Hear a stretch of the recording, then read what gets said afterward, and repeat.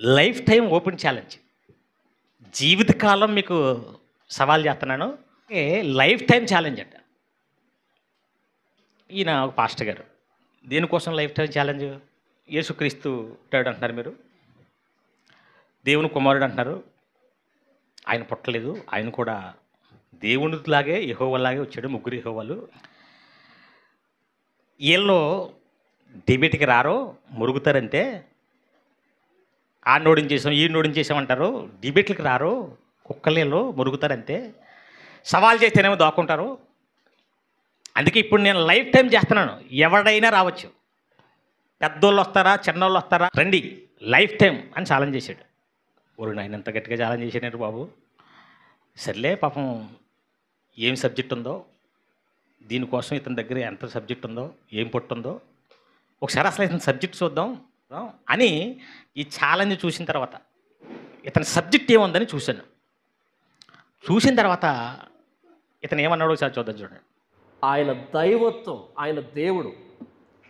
ఆ దేవుడు తండ్రిగాను కుమారుడుగాను పరిశుద్ధాత్మగాను ఉన్నాడు. ముగ్గురు కలిసిపోయి లేరు. ముగ్గురు కలిపితే ఒకడు కాదు. ముగ్గురు కలిసిపోయి లేరు. ముగ్గురిని కలిపితే ఒకడు కాడు. ముగ్గురు ప్రత్యేకంగా ఉన్నారు. ముగ్గురు దేవులుగా పిలువబడ్డారు. మరలా దేవుడు ఒక్కడే అని చెప్పింది బైబిల్. మాకు అర్థం కాలేదన్నా, నాకు కూడా అర్థం కాలే. నిజం చెప్తాను, నాకు కూడా అర్థం కాలే. ఇక్కడ ఉన్నదాన్ని ఎక్స్ప్లెయిన్ చేస్తున్నా తప్ప ఎగ్జాక్ట్గా నాకు కూడా రిజిస్టర్ కాలే. ఇప్పుడు అసలు ఇతని సబ్జెక్ట్ ఏంటో అని చూస్తే ఏమంటున్నాడు ఇప్పుడు ఇంతకీ? నాకు కూడా అర్థం కాలేదు. అసలు నీకే అర్థం కాకపోతే ఇంక డిబేట్ ఏం చేస్తా వెళ్ళి? ముందు నాకు ఇది అర్థమైంది, దీని మీద నేను నిలబడుతున్నాను, ఇదే రైటు, మీరు తప్పంటే రండి అంటే ఎవడన్నా నిలబడతాడు. ఇప్పుడు ముందు ఏం చెప్పేస్తున్నాడు? ముగ్గురు ఒకటా, ఒకరే ముగ్గురు ఉన్నారా, ముగ్గురు కలిపితే ఒకడా? నాకే అర్థం కాలేదు. ఇప్పుడు అర్థం కాలేదు అర్థం చెప్పినప్పుడు డిబేట్ ఏంటండి? దీనికి లైఫ్ టైం ఛాలెంజ్. సరే పాపం ఇప్పటికి అర్థం కాలేదేమో, బాగా చదివిన తర్వాత అని అనుకుంటున్నాను. ఈ అనుకున్న లోపే మళ్ళీ ఇంకోటి చెప్పాడు. కొత్త నిబంధనకు వచ్చేటప్పటికి రివీల్ అయింది తండ్రి అయిన దేవుని ప్రేమ, ప్రభు అయిన యేసుక్రీస్తు కృప, పరిశుద్ధాత్మ దేవుని సహవాసం.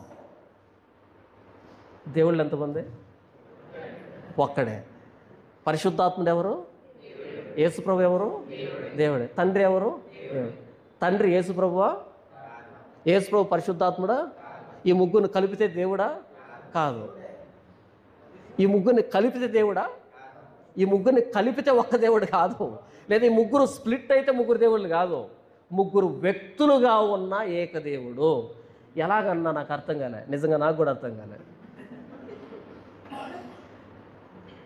ఇది చనిపోయిన తర్వాత ఎక్స్పీరియన్స్ అయ్యే విషయం. సింపుల్గా బైబిల్ ఏం చెప్తుందంటే, మీకు నేను అర్థం కాలేదు, ఈ ఎలిమెంట్స్తో రన్ చేయండి, ఈ 60-70 సంవత్సరాలు ఇలా రన్ చేయండి మొత్తానికి బండిని. ఫైనల్గా ఎప్పుడు అర్థమవుతుందంట? చచ్చిపోయాక అర్థమవుతుందంట. ఇప్పుడు డిబేట్కి ఎప్పుడు రావాలి తను? అంటే తర్వాత అన్న అర్థమవుతుందేమో అనుకుంటే మళ్ళీ అది కూడా చెప్పేశాడు. బ్రతుకుండకి ఇది అర్థం కాదు. అర్థం కాని దాని మీద డిబేట్కి ఏమి వెళ్తామండి?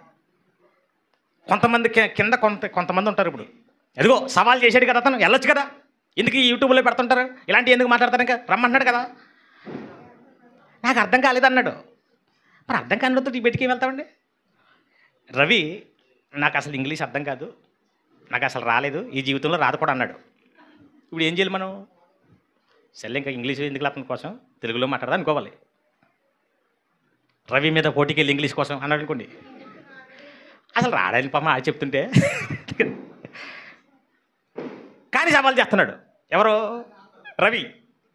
నాకు ఇంగ్లీష్లో గ్రామర్ రాదంటే రాదని నువ్వే చెప్పావు. దీని అర్థం ఏంటి అసలు? వీళ్ళని ఏమనాలండి? నాకు ఇది తెలియదండి అన్నారనుకోండి, ఏం చేయాలి? రండి అయితే కూర్చుని మాట్లాడుకుందాం, రండి మాట్లాడతాం అంటాం, అంతేనా? నాకు ఇందాక ఈ ప్రశ్న చెప్పాను, రవిని అడిగాను, నాకు తెలియదు అన్నాడు. తెలియదు అన్నప్పుడు ఏం చెప్పాలి రవి? బాబు నాకు తెలియదు, ఏంటో ఆన్సర్ చెప్పి అనాలి. తెలీదు దమ్ముంటే ఓపెన్ ఛాలెంజ్ అన్నాడు అనుకో. తెలియదు దానికి ఛాలెంజ్ చేయండి. అసలు తెలియదు దానికి ఛాలెంజ్ చేస్తారా? ఇది నాకు చచ్చేంతవరకు అర్థం కాదన్నాడు. నీకు అర్థం కాదేమో, మాకు అర్థమైంది. తండ్రి ఎవరో అర్థమైంది, యేసు ఎవరో అర్థమైంది, పరిశుద్ధాత్మ ఎవరో క్లారిటీగా క్లియర్గా అర్థమైంది. నీకు తెలియనప్పుడు తెలియనట్టుగా ఉండు. సవాల్ చేస్తావేంటి అసలు? ఇప్పుడు అతనికి తెలియదంట పాపం, చచ్చే వరకు తెలియదంట. అతను అలాగే ఉంటే చచ్చే వరకు తెలియదు, చచ్చాక తెలిసిన ఉపయోగం లేదు. ఎందుకంటే ఇది చాలా ఇంపార్టెంట్. యేసుక్రీస్తు అన్నారు, అద్వితీయ సత్యదేవుడైన నిన్నును నీవు పంపిన యేసును ఎరుగుటయే. పరలోకం వెళ్ళాలంటే వీళ్ళ కోసం క్లియర్గా తెలియాలి, నీకు ఎరుగు ఉండాలి. అందుకే సత్యం ఎరుగని అందులు తెలియాలి. రాయించాడు బైబిల్లో. అర్థం కాకుండా ఎందుకు రాయిస్తాడు? అర్థం కాడంట, చచ్చే వరకు అర్థం కాడంట. నీకు అర్థం కాదు మరి. కాబట్టి అర్థం కాకపోతే వచ్చి అడగాలి తప్ప లైఫ్ టైప్ ఛాలెంజ్లు, ఓపెన్ ఛాలెంజ్లు మనకి లోకాలు ఏంటండి? గట్టిగా చెప్పండి. 3 లోకాలు. 1 పరలోకము, 2 మనం ఉంటున్న ఈ భూలోకము, 3 పాతాళ లోకం. బైబిల్ చెప్పిన ప్రాసెస్ ఇది. దేవుడు ఎక్కడ ఉన్నాడు? పరలోకంలో ఉన్నాడు. ఇప్పుడు యేసుక్రీస్తు వారు కూడా అక్కడే ఉన్నారు. మనుషులుగా మనం బ్రతుకున్న వాళ్ళంతా ఇక్కడ ఉన్నాం. చనిపోయిన వాళ్ళంతా ఎక్కడికి వెళ్తున్నారు? పాతాళ లోకం, భూమి కింద ఉంది అది. అక్కడ మరలా 2 ప్రదేశాలు, నెమ్మది పొందే స్థలం, వేదన పడే స్థలం. దేవుని కోసం బ్రతికి చనిపోయిన నీతిమంతులు అంతా ఎక్కడికి వెళ్ళారు? నెమ్మది పొందే స్థలం, దాని పేరు పరదేశాన్ని పెట్టారు. దేవుని నమ్మక చచ్చిపోయిన వాళ్ళంతా ఎక్కడికి వెళ్తున్నారు? అక్కడే మండుతున్న అగ్ని ఉంది, వేదన పడుతున్నారు. నిత్యాగ్ని, ధనవంతుడు ఉన్నాడు అక్కడే. ఇది సండే స్కూల్ పిల్లలు కూడా చెప్తారు, మన సండే స్కూల్ పిల్లలు. ఇప్పుడు ఈయన ఓపెన్ ఛాలెంజ్ ఇచ్చినారో ఒకసారి ఆస్వాదించండి దాన్ని. యేసు ప్రభు తనను గురించి తాను చెప్తున్న మాటను తీసుకొని పరలోకానికి ఎక్కిపోయిన వాడు ఎవడు లేడు అని యేసు ప్రభు అన్నాడు. ఇక్కడి నుంచి పట్టుకుని వెళ్ళి, అంటే చనిపోయిన వాళ్ళు పరలోకం వెళ్ళట్లేదు, ముందు పరదేశ్ వెళ్తున్నారు, అక్కడ ఎదురు చూస్తున్నారు, తర్వాత యేసు ప్రభు 2వ రాకడలో పరలోకం వెళ్తారు. ఇది మనం అల్లుకున్న కథ, బైబిల్ చెప్పింది కాదు అది. యేసు ప్రభు 2వ రాకడలో ఆయనతో పాటు పరిశుద్ధులను వెంట పెట్టుకుని వస్తాడని రాయబడింది. యేసు ప్రభు ఎక్కడి నుంచి వస్తాడు 2వ రాకడలో? పరలోకం నుంచి వెంట పెట్టుకుని వస్తా. అంటే వాళ్ళు ఎక్కడున్నారు? అక్కడే ఉన్నారు. వాళ్ళు వచ్చి ఏం చేస్తారు?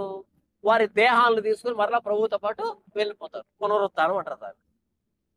అంటే ఇప్పుడు ఎక్కడ ఉన్నారు చనిపోయిన వాళ్ళు? పరలోకంలో ఉన్నారు. చనిపోయిన వ్యక్తి ఉంటే పరలోకంలో అయినా ఉండాలి, లేకపోతే నరకంలో అయినా ఉండాలి. ఇక మిగతా చోట ఏం పని? ఎదురు చూసేది దేనికోసము? పరదేశు, పరలోకము, పాతాళం అనే పదప్రయోగాలు జరిగాయి తప్ప ఇదిగో ఇక్కడ ఇలా ఉంటారు, అక్కడ ఇలా ఉంటారు, అక్కడ ఇలా ఉంటారని బైబుల్ చెప్పలేదు. ఇప్పుడు నేను చచ్చిపోయినా పరలోకం వెళ్తాను, లేదా నరకం వెళ్తాను. మరి ఇక్కడ పరలోకాన్ని ఎక్కిపోయిన వాడు ఎవరు లేడు అంటే నిజంగానే లేరు. ఎవరు ఎక్కిపోయిన వాళ్ళు లేరు. పరలోకం నుంచి దిగిన వాడు తప్ప పరలోకానికి ఎక్కిన వాడు ఎవడు లేడు.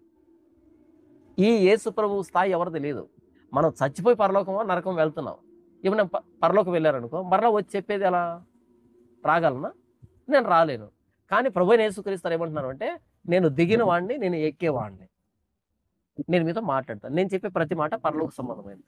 ఇలా ఇంకెవరైనా వచ్చి చెప్పడానికి పరలోకం నుంచి వచ్చేవాడే వాడు లేడు. నేను పరలోక సంబంధమే, అది మాట్లాడుతుండే యేసు. ఆయన గురించి ఆయన చెప్తున్న సందర్భాన్ని పట్టుకొని వెళ్ళి పరలోకానికి నరకానికి ముడిపెట్టి, పాతాళాన్ని పరదేశం ముడిపెట్టుకొని మాట్లాడటం వల్ల సరికాదు. చిన్న పిల్లల పాఠం మంది. మన సండే స్కూల్ అసలు చెప్పుకోం కూడా. ఎందుకు వచ్చింది ఇప్పుడు అందరికి తెలిసని. చచ్చిపోయిన వాళ్ళు ఇప్పుడు ఎక్కడ ఉన్నారో కూడా తెలియని లో స్టాండర్డ్లో ఉన్నారు వీళ్ళు. ఇలాంటి బోధలు చేసి మళ్ళీ ఎవరి మీద ఛాలెంజ్ అంట? Life time challenge. పరలోకం వెళ్ళిపోతున్నారు. ఇప్పుడు అందరూ ఎక్కడ ఉన్నారు? లాజరు, ధనవంతుడు చచ్చిపోయారు. ఎక్కడ ఉన్నారండి? లోకసువార్త 16వ అధ్యాయం 22వ వచనం. పాపం లాజరు గారు దరిద్రుడు చనిపోయి దేవదూతల చేత అబ్రహాము రొమ్మును ఆనుకొనుటకు కొనుపోబడెను. ధనవంతుడు కూడా చనిపోయి పాతి పెట్టబడను. అప్పుడు అతడు పాతాళంలో బాధపడుచు, ఎక్కడుంది పాతాళలోకం? ఎక్కడుంది? భూమి కింద ఉంది. భూమి పైనేమో పరలోకం ఉంది. పాతాళంలో బాధపడుచు సడన్గా చూస్తే ఎవరు కనబడ్డారు? అబ్రహాము గారు, లాజరు గారు కనబడ్డారంట. ఇదంతా ఎక్కడేది? పాతాళంలో. అంటే ఇప్పుడు అబ్రహాము గారు, లాజరు గారు కూడా ఎక్కడ ఉన్నారు? పాతాళంలో ఉన్న ధనవంతుడికి కనబడ్డారంటే ఎక్కడ ఉన్నట్టు? పాతాళంలోనే ఉన్నారు, కానీ వేరే ప్లేస్లో ఉన్నారు. ఒకవేళ అబ్రహాము పరలోకం వెళ్ళిపోయాడు అనుకోండి, కిందేమో పాతాళం ఉంది. ఇప్పుడు ధనవంతుడు ఇక్కడ నుంచి ఎక్కడ చూస్తున్నాడంట? ఇంక మధ్యలో భూమి లోకం ఇంకేం అడ్డు రాదు. డైరెక్ట్ సరాసరి ఎవరు కనపడుతున్నారు? అప్పుడు దేవుడితోనే మాట్లాడొచ్చు కదా, తండ్రి అయిన దేవా అని. మళ్ళీ అబ్రహాం ఎందుకు మధ్యలో? కనీస జ్ఞానం అంటారు దీన్ని. అసలు ఏబిసిడీలు ఇది. పాతాళంలో డైరెక్ట్గా మాట్లాడుతున్నాడు. ఆ లాజర్ని పంపించమంటున్నాడు. తండ్రి అయిన అబ్రహామా, బాబు నా మీద కొంచెం జాలిపడి తన వేలు కొనను నీళ్ళలో ముంచి నా నాలుకను చల్లార్చుటకు దయచేసి అతను పంపించి. నీ పక్కన ఉన్నాడు కదా, నాకు పరిచయం, మా ఇంటి దగ్గర ఉండి